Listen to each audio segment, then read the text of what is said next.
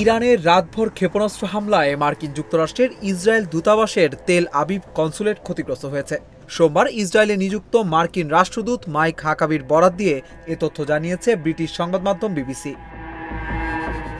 সামাজিক যোগাযোগ মাধ্যম এক্সে দেওয়া পোস্টে রাষ্ট্রদূত মাইক হাকাবি জানান, তেল আবিবে ইরানি ক্ষেপণাস্ত্রের আঘাতে কনসুলেট ভবন ক্ষতিগ্রস্ত হয়েছে। এরই মধ্যে মূল দূতাবাস, যা জেরুজালেমে অবস্থিত, তা এখনও বন্ধ রয়েছে এবং সেখানে এখনও আশ্রয়ে অবস্থান নির্দেশ বহাল রয়েছে। তবে এই হামলায় কোনো মার্কিন কর্মকর্তা বা কর্মচারী আহত হয়নি বলেও হাকাবি নিশ্চিত করেছেন। সোমবার চতুর্থ দিনে গড়ালো ইরান ইসরায়েলের সংঘাত।